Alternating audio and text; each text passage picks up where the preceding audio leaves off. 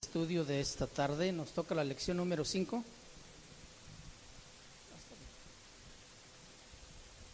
¿Qué lección nos toca? La número 5, la 4, ¿cómo se llamó? Éfeso, del amor al abandono. Has dejado tu primer amor, lo has abandonado. ¿Cuántos han dejado su primer amor por Cristo? ¿Nadie? ¿Todos lo tienen bien? Yo creo que de alguna manera todos, aquí todos, incluyéndome yo, hemos dejado nuestro primer amor. Simplemente acuérdate cuando te convertiste, cómo cambió tu vida. Y eso es lo que hablamos la semana pasada, cómo tú vivías tu vida cristiana la siguiente semana de tu conversión. Querías hacer todo, puntual estabas en la reunión. Hoy ha cambiado mucho, has dejado tu primer amor. Vamos con la lección 5 mejor, ¿qué les parece? A lo mejor el Señor nos vuelve a hablar otra vez así. ¿No le hace? Muy bien. La lección 5 se llama Éfeso, árbol de vida. Capítulo 2, Apocalipsis.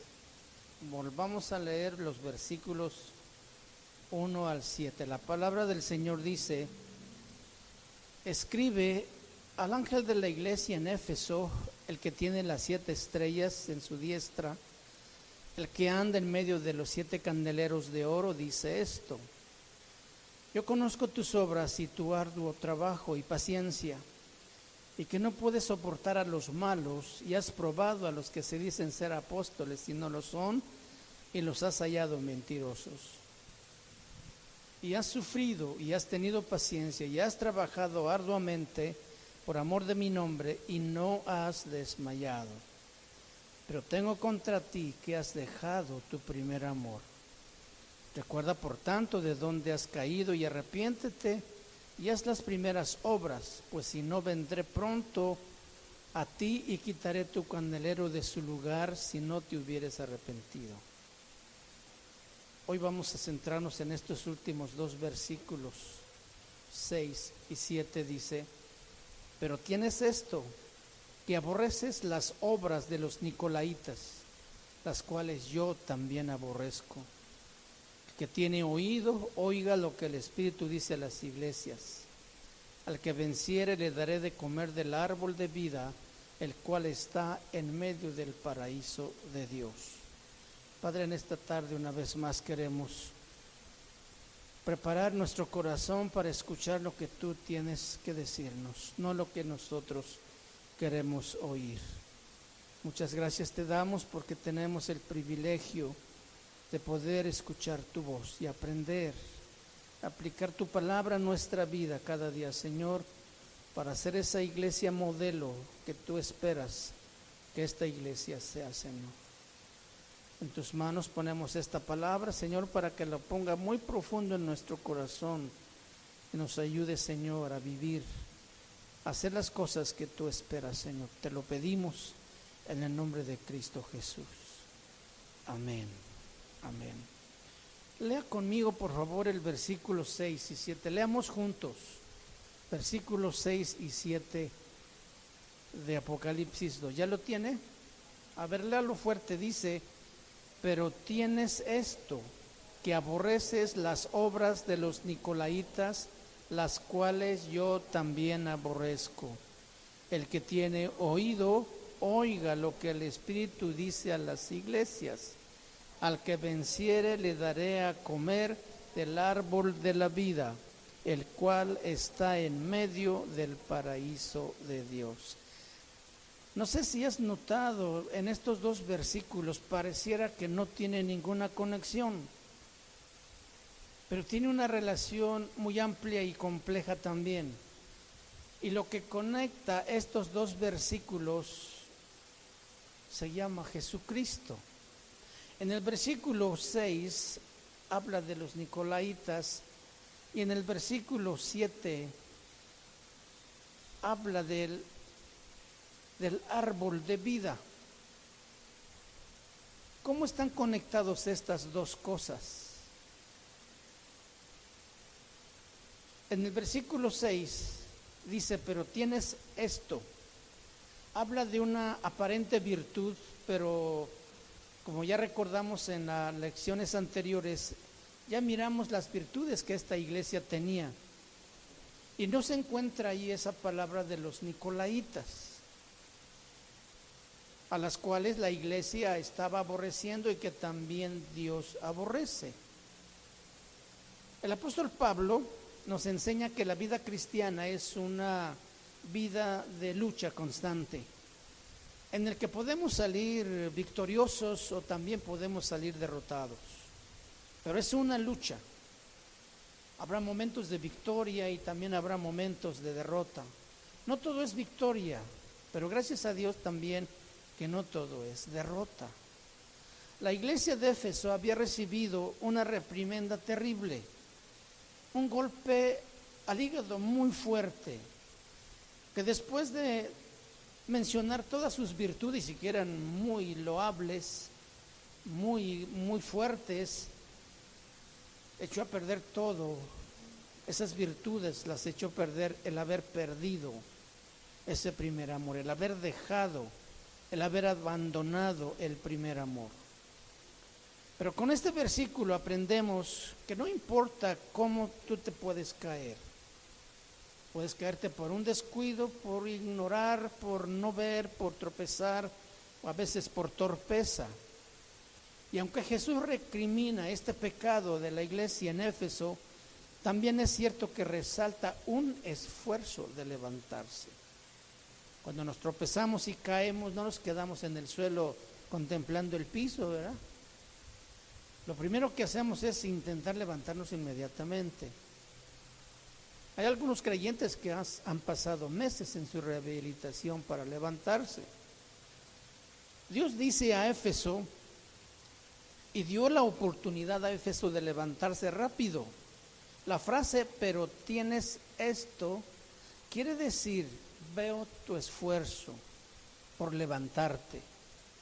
Lo resalta más como un esfuerzo, pero no como una virtud, porque si no hubiera aparecido en los primeros versículos, donde encontramos las virtudes que ya estudiamos.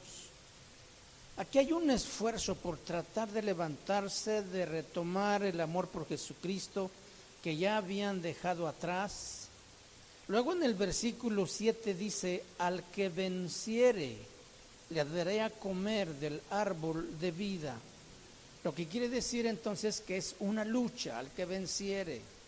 Jesucristo les da una promesa porque estaba haciendo el esfuerzo de levantarse. Tal vez hasta lo estaban haciendo de manera inconsciente. Luego dice, aborrece es la obra de los nicolaitas. ¿Quiénes son los nicolaitas? ¿Qué hacen los nicolaitas? Esta palabra aparece solamente 2 veces y en este libro.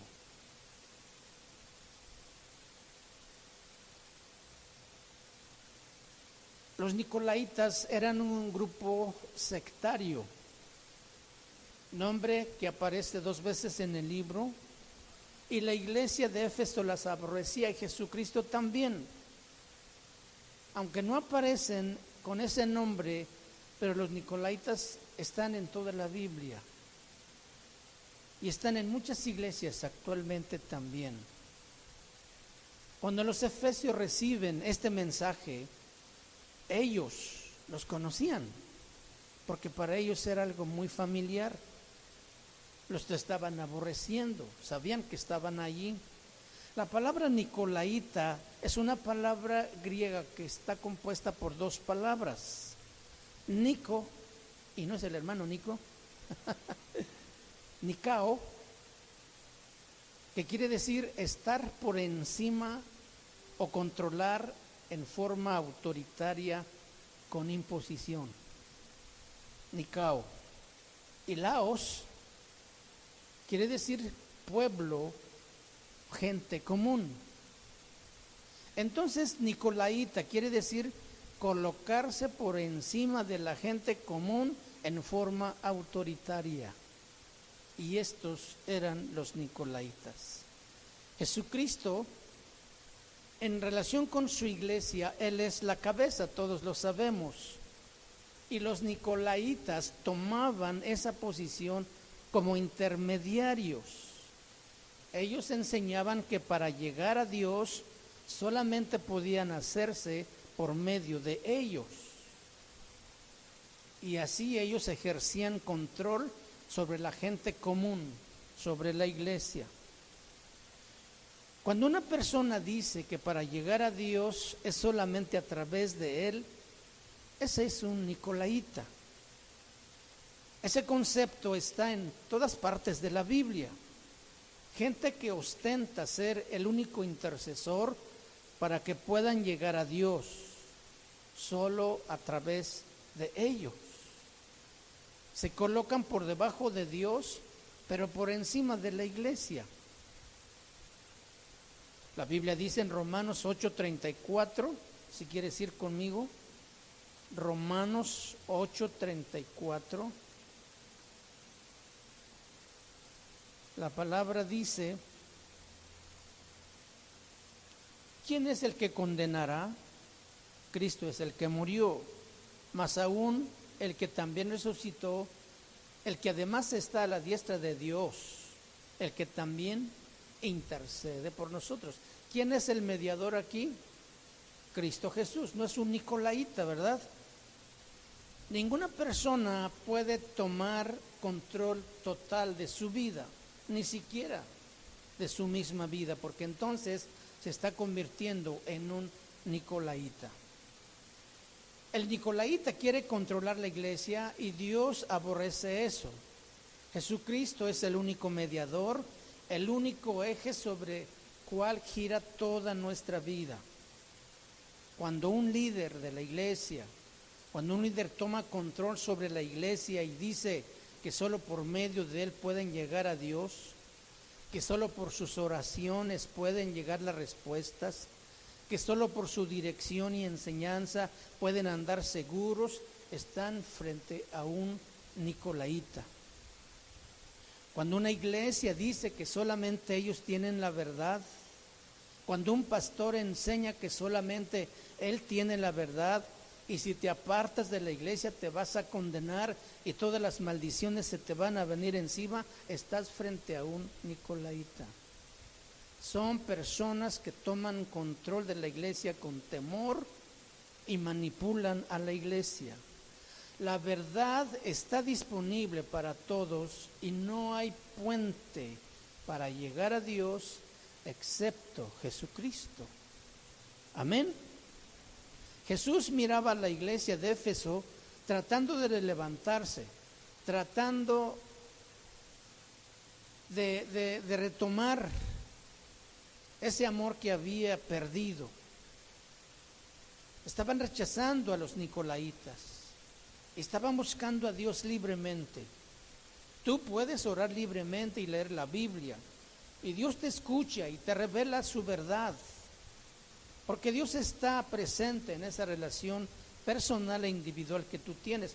Ahora, no quiere decir que la dirección o instrucción que un pastor pueda dar no es necesaria. Estamos hablando de Jesucristo. Estamos hablando de personas que toman su lugar haciendo a un lado a Jesucristo y ostentan ser los únicos mediadores entre los hombres y Dios. Y los nicolaitas estaban luchando la iglesia de Éfeso estaba luchando contra los nicolaitas en la iglesia, que ya empezaban a penetrar en la iglesia. Ya habían tomado control en la iglesia de Pérgamo. Eso lo vamos a mirar más adelante. Por eso Jesús les elogia de alguna manera o ve ese esfuerzo que están haciendo y les reconoce que están queriendo levantarse. La pregunta sería para nosotros aquí: ¿creen que en la actualidad hay nicolaitas en las iglesias? ¿Sí?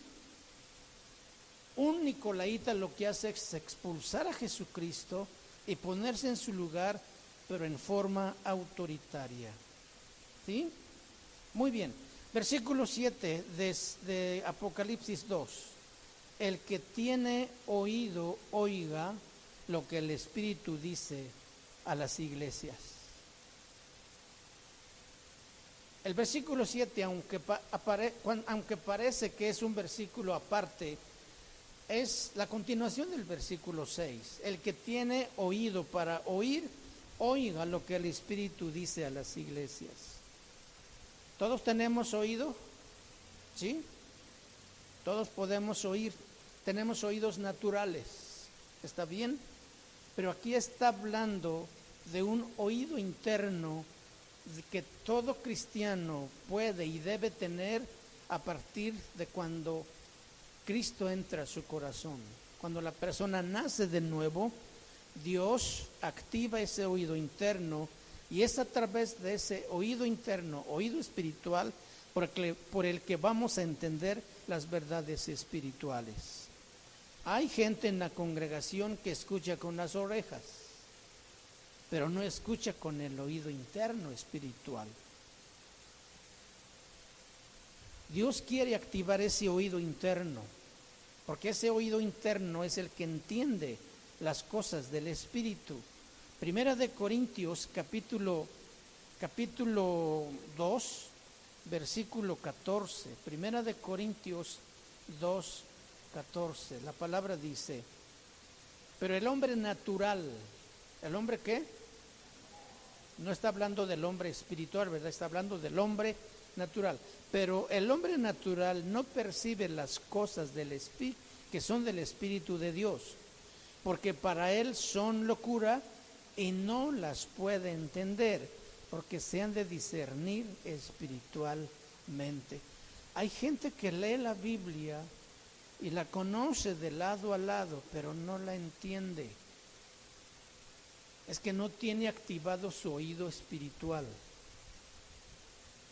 Debe clamar al Señor para que el Espíritu de Dios venga y active ese oído y pueda entender. Y Dios hasta el día de hoy está diciendo a nosotros aquí: el que tiene oído, oiga.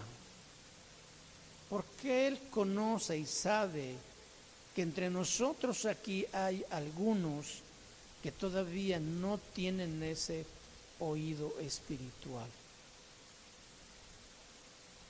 Puede ser que escuchen con las orejas, pero el oído espiritual está apagado.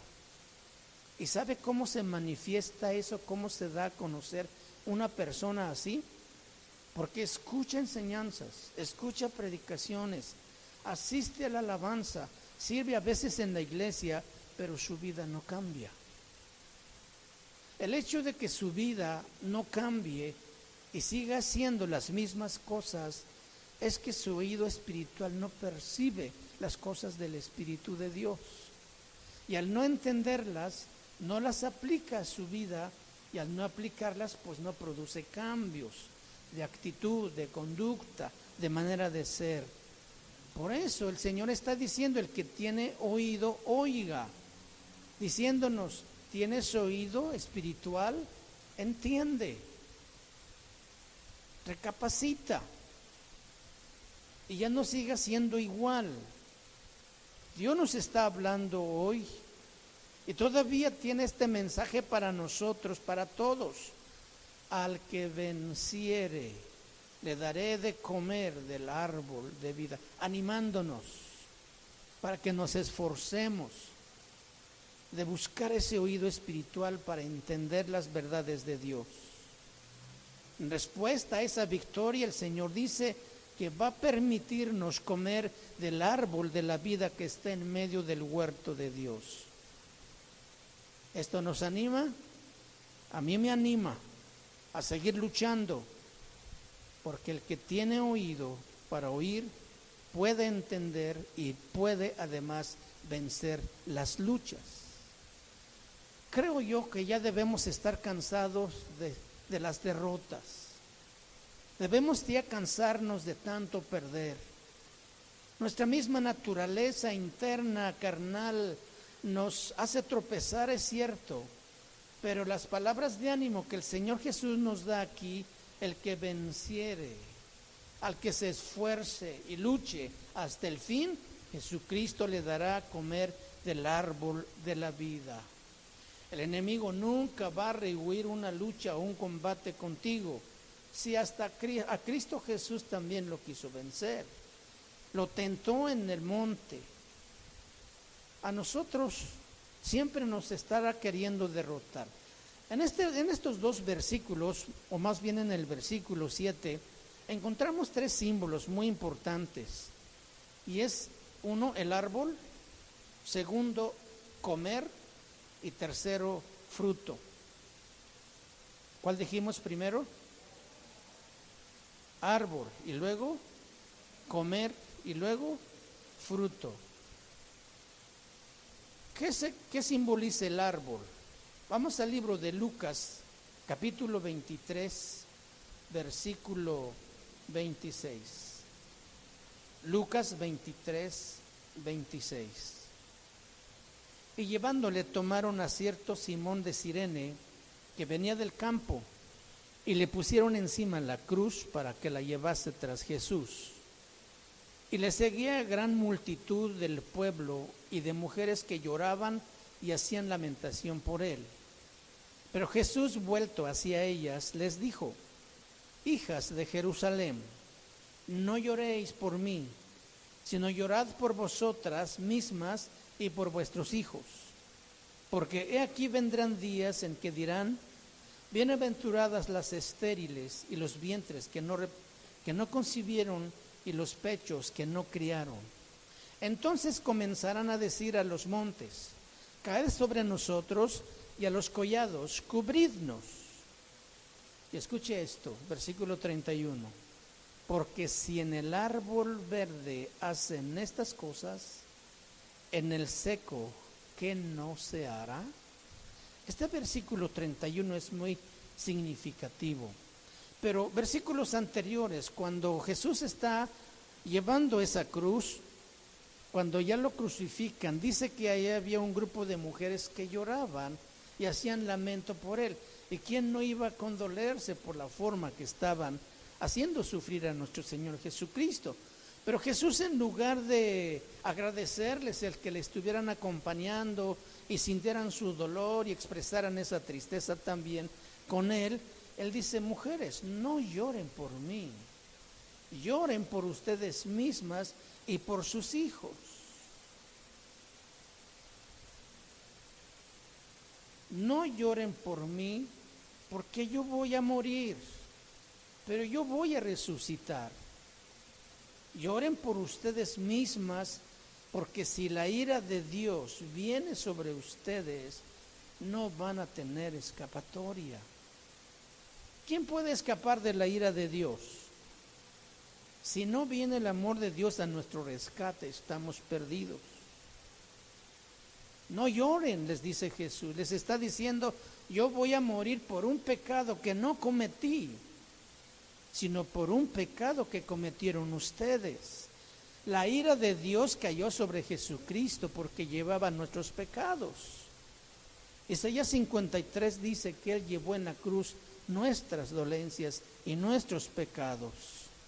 Y por esas llagas nosotros fuimos curados, gracias a Él, que Él cargó nuestro pecado y la ira de Dios no cayó sobre nosotros. Imagínense que la ira de Dios cayera sobre nosotros porque Cristo no nos hubiera podido venir a salvar.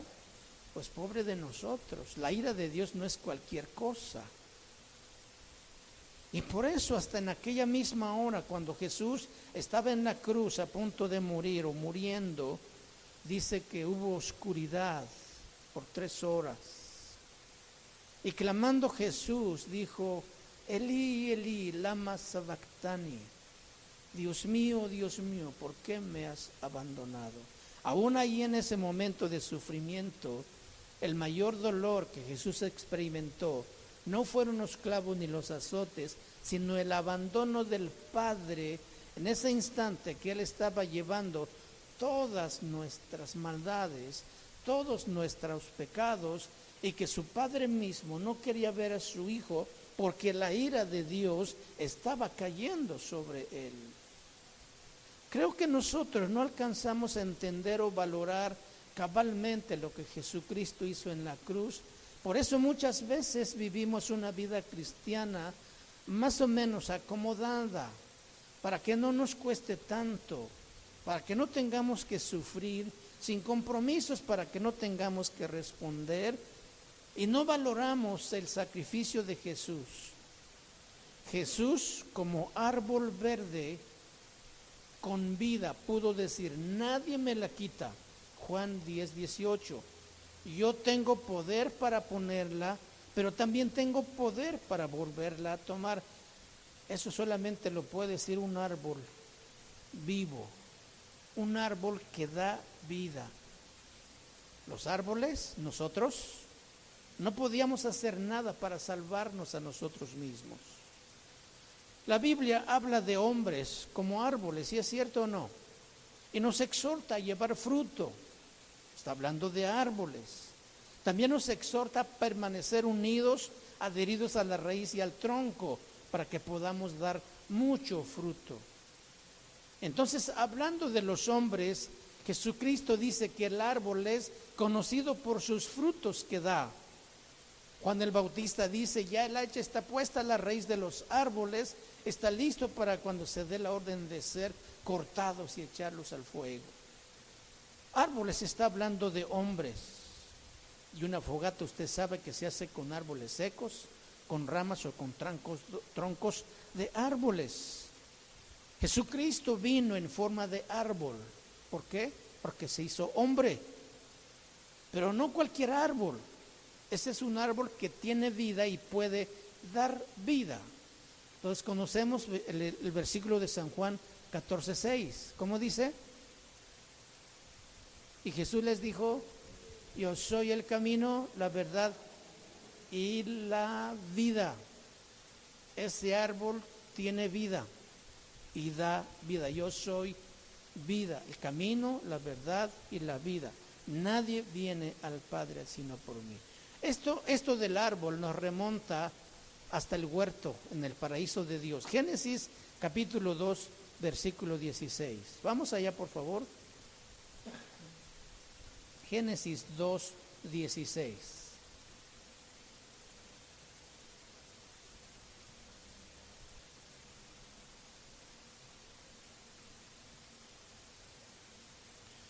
Tomó pues Jehová Dios al hombre, versículo 15. Tomó pues Jehová Dios al hombre y lo puso en el huerto del Edén para que lo labrara y lo guardase. Y mandó Jehová Dios al hombre diciendo: de todo árbol del huerto podrás comer, mas del árbol de la ciencia del bien y del mal no comerás, porque el día que de él comieres, ciertamente morirás. Aquí está hablando de un árbol en el paraíso que habla de felicidad y gozo que no se puede comparar con nada y ningún gozo ni felicidad de este mundo que es temporal. ¿Se acuerdan de cuando Jesús está en la cruz también? Un ladrón al lado le dice: Señor, acuérdate de mí cuando vengas en tu reino. ¿Qué le dijo Jesús? De cierto te digo, hoy mismo estarás conmigo. ¿En dónde? En el paraíso, en ese huerto, en esa felicidad, en ese gozo supremo que no podemos nosotros entender. Muy bien, tremenda promesa para un hombre que está muriendo. Un hombre que igual fue crucificado como Jesús, que fue golpeado como Jesús. Escuchar esas palabras, la muerte ya no le supo tan trágico, porque él creyó que estaría con Jesús en el huerto. Qué tremenda promesa. Este hombre está muriendo, Jesús le promete un lugar de felicidad eterna, de gozo eterno. Ahí donde la gente no muere, ahí donde la gente no sufre, la gente no llora, no se enferma, no hay dolor, los niños no se enferman, todo es felicidad. Este huerto, que era muy especial, tenía dos cosas que lo distinguían de manera especial y son todavía más especiales, y era el árbol de la vida y el árbol de la ciencia del bien y del mal. Y Dios dio a Eva y a Adán instrucciones precisas de no comer del árbol de la ciencia del bien y del mal, según lo que acabamos de leer. Pero ellos lo comieron y de ese árbol fueron expulsados por incredulidad, por falta de fe. Dios no les dijo que no lo podían ver, sino que no lo podían tocar ni lo podían comer. Pablo, en el segundo libro a los Corintios, capítulo 6, versículo 17, nos exhorta a nosotros que no toquemos lo inmundo. El hombre tiene algo en su interior, en su naturaleza, que cuando ve un letrero que dice no tocar, pintura fresca, ¿qué es lo primero que intenta hacer el hombre? Tocar. ¿Qué es lo que le impulsa? Quiere decir que la carne no ha muerto. Todavía quiere hacer lo que le gusta, no lo que no debe hacer. Es la naturaleza pecaminosa. Este es el árbol. Vamos a la palabra comer, pero no perder el árbol, porque es muy importante. Apocalipsis 2:7 vuelve a decir Jesús en el mensaje a la iglesia: al que venciere le daré de comer. La comisión que le dio Dios a Adán en el huerto fue no solamente que guardara y labrara la tierra, sino que no comiera del árbol. Jesús habla muchas veces de comer como un sinónimo de tener fe para creer. San Juan 3:36. Vamos ahí, por favor. San Juan 3:36.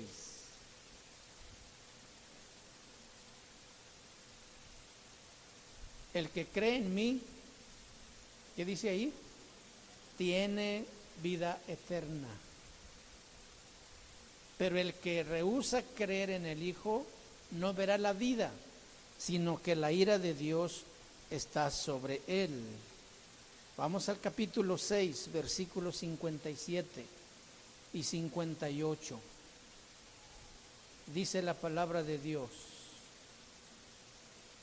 como me envió el Padre viviente y yo vivo por el Padre, asimismo, escuche bien, el que come,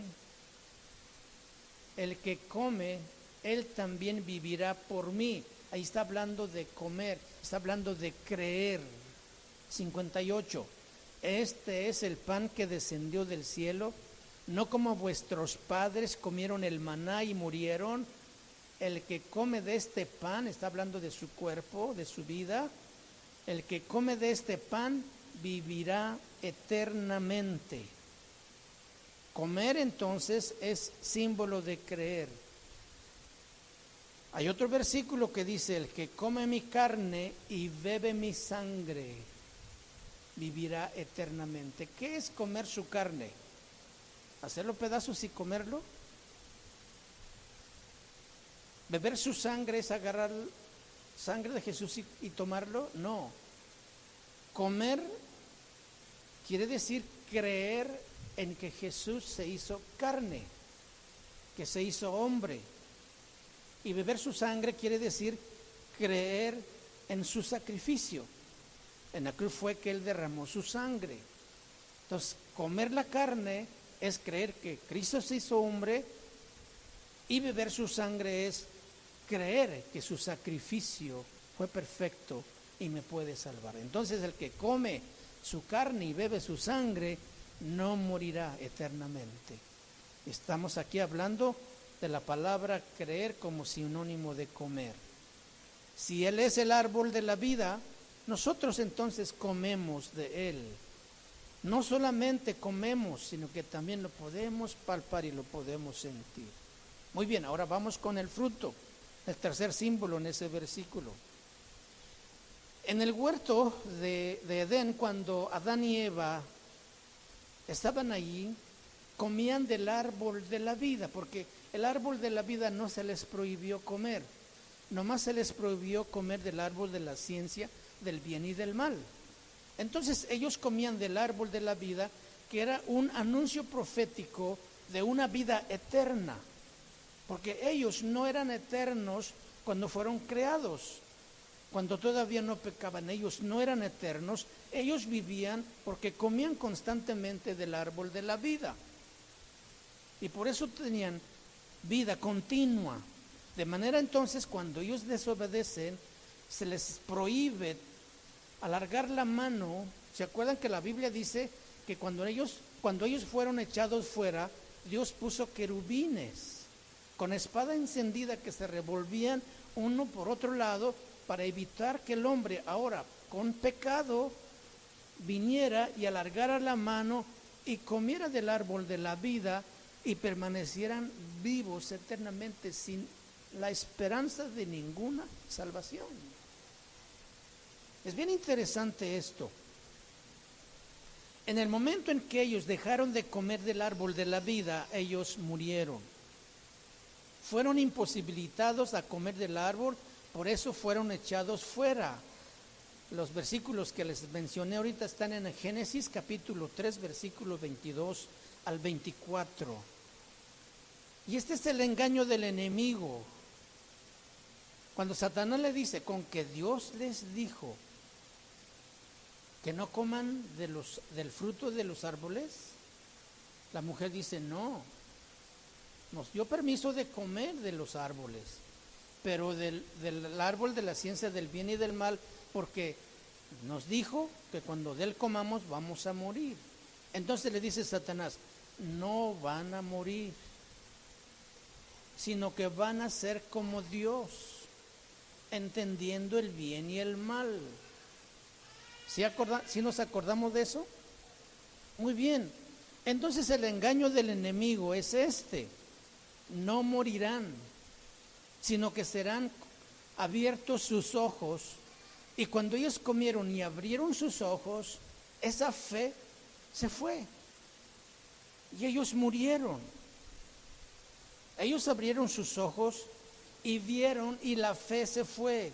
¿Por qué? Porque llegó la incredulidad. De veras, Dios no nos dijo entonces correctamente.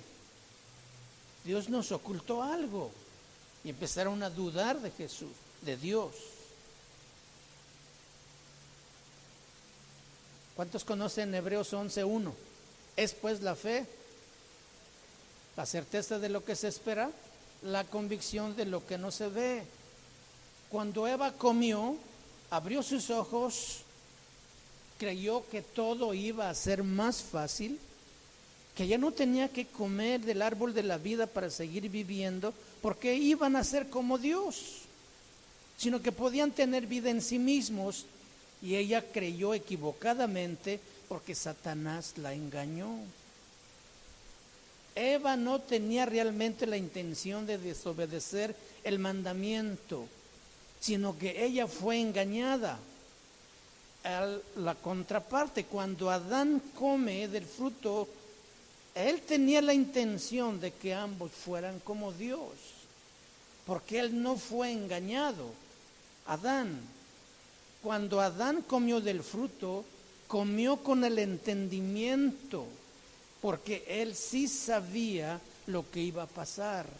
Él no fue engañado, él lo hizo abiertamente, Eva no. Entonces los hombres somos los culpables de desobedecer abiertamente a Dios. ¿Cuántos le echamos la culpa a Eva? Ah, Eva, si no hubiera comido. No, el problema no fue Eva, Eva fue engañada. El hombre fue que lo hizo con todo entendimiento,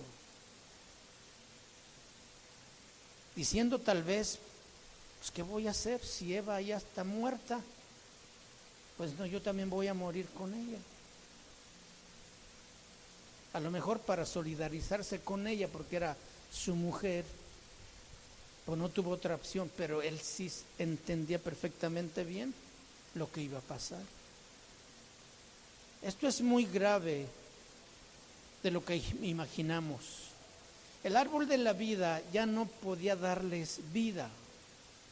Ahora ellos necesitaban el sacrificio de alguien que muriera en su lugar, de alguien que los volviera a acercar a Dios. sin acceso a la vida de Dios, perdidos en el mundo, sin el Señor, necesitamos de un sustituto inocente y sin pecado, alguien que nos alimentara, alguien que muriera por nosotros. Entonces, para que el árbol pudiera darles vida, ese árbol tenía que morir. Vamos a San Juan capítulo 12, en el versículo 24 y 25.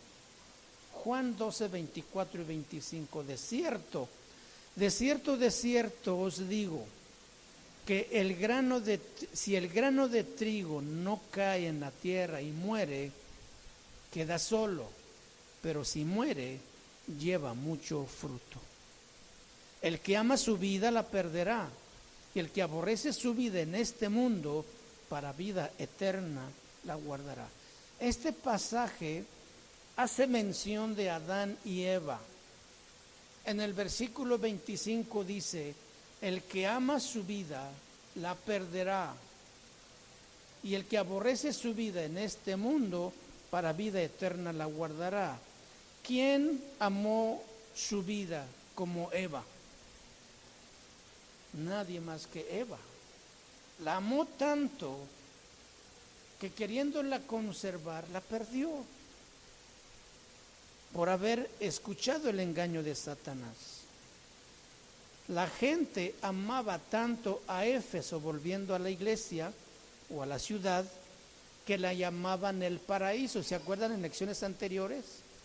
La ciudad deseada, porque todo lo que había allí era felicidad completa. Nadie criticaba a nadie, cada uno podía vivir como quería. De todo lo que esa gente comía era pecado, y por eso la llamaban el paraíso. Nosotros comemos del árbol que es Jesucristo, y el día que no comemos de ese árbol, ese día también morimos. Cuando tú no te alimentas de la Escritura, la palabra de Dios, empiezas a debilitarte hasta que te mueres. Si tú no te conectas con Dios a través de la oración, también te debilitas y te mueres. Nosotros comemos del árbol que es Jesucristo. La gente del mundo no come del árbol de la vida porque ellos están llenos, están saciados. No tienen a Jesucristo en su vida. No tienen hambre porque todo lo que tienen aquí los llena, pero no les produce vida, sino muerte. Ese mismo engaño está hasta el día de hoy presente. Somos tentados también por ir tras las cosas del mundo, en lugar de quedarnos aquí para comer de Jesucristo todos los días. Ahora, comer todos los días por 5 años, por 10, 15, 20 o 40 años, ¿te hartarías? Si tú comieras, ¿cuál es tu platillo favorito? ¿Pozole? Comes un día, 2 días, 3 días, 20 años, te hartas. El pueblo de Israel comió maná por 40 años. Imagínate comer maná por 40 años. Números, libro de Números, capítulo 21. ¿Cuántos se acuerdan que el pueblo de Israel era bien quejumbroso? Que no le gustaba nada, y que siempre se la pasaba reprochándole a Moisés. Miren lo que dice el versículo 4. Después partieron del monte de Hor, camino del Mar Rojo, para rodear la tierra de Edom, y se desanimó el pueblo por el camino. Y habló el pueblo contra Dios y contra Moisés: ¿por qué nos hiciste subir de Egipto para que muramos en este desierto?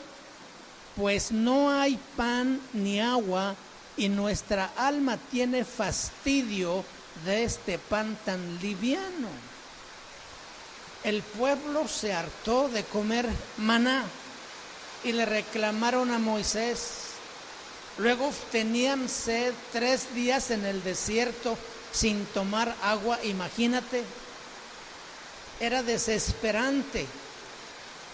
Y se quejaron y le dijeron: Moisés, ¿por qué nos sacaste al desierto? Nosotros queremos agua. Además, este pan que comemos es muy liviano. Ya estamos hasta acá. Ya no nos gusta. Éfeso se fastidió de comer, se hartó de comer y preguntan: ¿no hay otra cosa para comer? ¿Solo este pan tan liviano? Nuestra alma tiene fastidio de este pan. Ten cuidado de que tú no te hartes, de que no te fastidies de comer del pan de vida. Fastídiate mejor del mundo, porque ese pan no te nutre, te mata. San Juan capítulo 6, volvamos ahí. San Juan capítulo 6, en el versículo 50 y 51. Versículo 50 dice: este es el pan que descendió del cielo, para que el que de él come no muera. Yo soy el pan vivo que descendió del cielo. Si alguno comiere de este pan, vivirá para siempre. Y el pan que yo daré es mi carne, la cual yo daré por la vida del mundo. Versículo 58 dice: este es el pan que descendió del cielo, no como vuestros padres comieron el maná y murieron. El que come de este pan vivirá eternamente. ¿Cuántos han comido de este pan? Entonces, ¿qué tenemos? ¿Fastidio? ¿Ya nos hartamos? Peligro si un día nos fastidiamos de alimentarnos de este pan. Fastidio si algún día nos quejamos. Es la misma enseñanza, es el mismo predicador de siempre. Cuidado, no estás despreciando a la persona, estás despreciando a Dios que te está dando ese pan. Nunca te fastidies, al contrario, búscalo con más intensidad, con más hambre, con más anhelo, con más deseo, para que tengas vida, para que no mueras. Este es el secreto de la vida cristiana: comer del árbol de la vida todos los días. Amén. ¿Cómo está la condición de tu corazón con Dios? ¿Cómo está el nivel de ese hambre por Dios, por su palabra, por su vida, por lo que Él ha hecho por ti?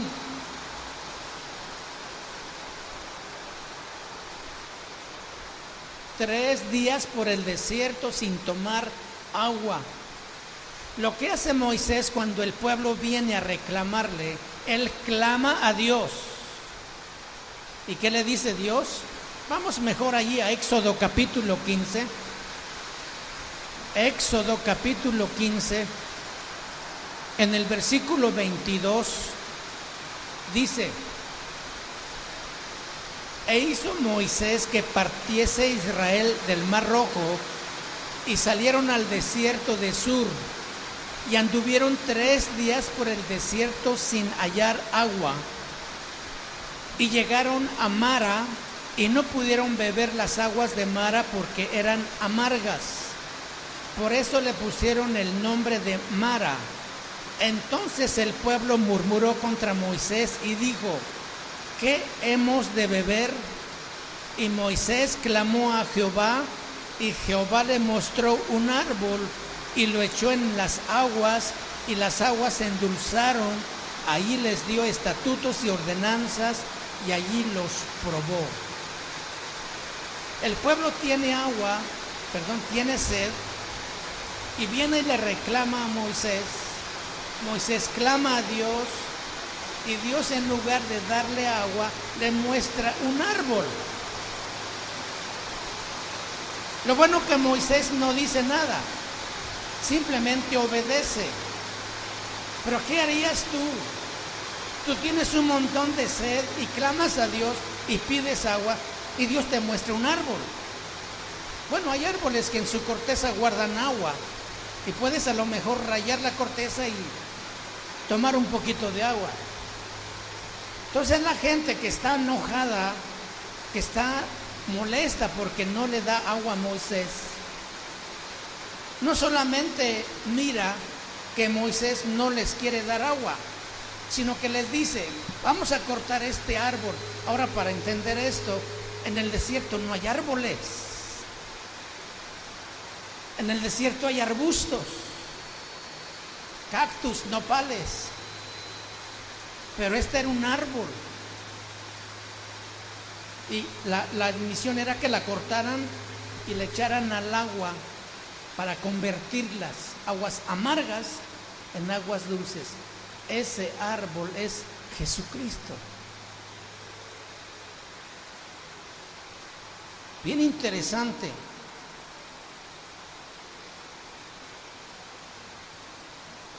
Un árbol cortado ya no tiene vida. Jesucristo, ese árbol que fue cortado para darnos acceso al agua de vida. Eso es lo que le dice a Éfeso. Si tú vences hasta el final, podrás comer del árbol de vida que está en el paraíso de Dios. Podrás volver al huerto, al paraíso de Dios. Caminar hasta el huerto, hasta el árbol de vida y vivir para siempre, eso nos debe alentar a nosotros. ¿Cuántas de nuestras vidas estaban amargas? En una mezcla de odio, celos, rencores, resentimientos, malos pensamientos, eran aguas amargas. Ese árbol cortado, Cristo Jesús, vino a transformar nuestra vida y nos dio sentido, nos dio una razón para vivir y transformó lo amargo en dulce. Esa es la mayor obra de redención que Jesús hizo por nosotros. Todo lo que vamos a comer aquí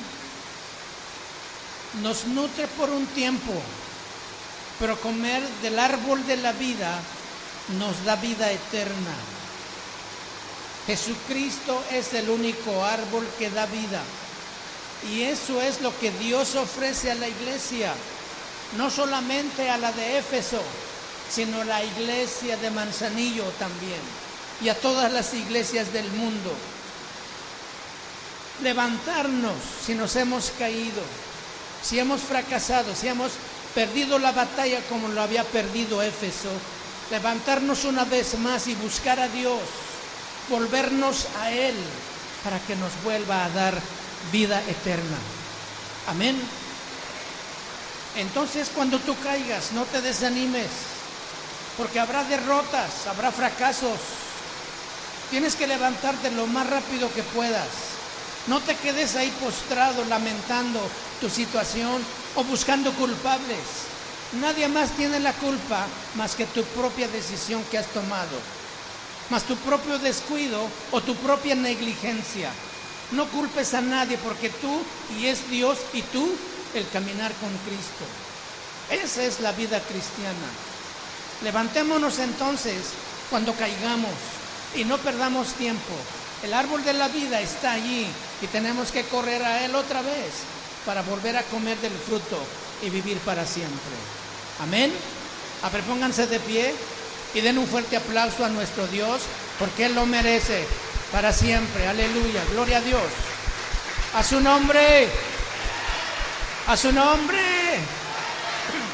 Gloria al Señor, gloria al Señor. Toma, cierra tus ojos ahora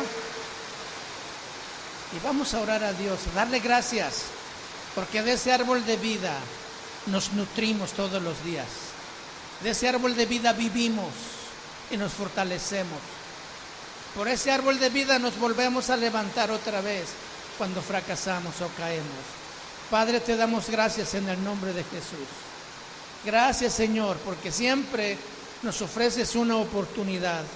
La iglesia de Éfeso tuvo una oportunidad de levantarse y estaban ahí batallando y luchando con estas influencias del maligno a través de los nicolaitas, que querían manipular tu iglesia, que querían meterle temor y controlarlos, metiéndoles condenación, como muchos el día de hoy también, Señor.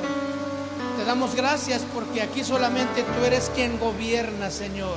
Aquí es tu palabra la que nos instruye y nos enseña, y tenemos libertad de acercarnos a ti con todo nuestro corazón cuando tenemos hambre y sed de tu palabra, Señor. Gracias por esa oportunidad grandiosa que nos das a cada uno de nosotros de poderlo hacer como iglesia, reunidos como el día de hoy, pero también de manera personal e individual, en nuestro tiempo de encontrarnos contigo en oración o en la lectura de tu palabra, Señor. Gracias, Padre, porque nos das luz a nuestro entendimiento para conocerte cada día mejor, Señor. Ayúdanos cuando tropezamos y caemos. Ayúdanos cuando fracasamos, cuando fallamos, cuando pecamos. Ayúdanos, Padre, a que no nos quedemos ahí, sino que nos levantemos una y otra vez. Tú siempre tienes misericordia y nos das oportunidades que podemos aprovechar, Señor. Ayúdanos, Padre, te lo pedimos en el nombre que es sobre todo nombre, en el nombre de nuestro Señor Jesucristo. Y el pueblo de Dios dice: amén. Gloria a Dios. Gloria al Señor. Gracias, Señor. Gracias. Gracias. Dale un abrazo a tu hermano antes de retirarte y bendícelo. Y durante toda la semana ora por él.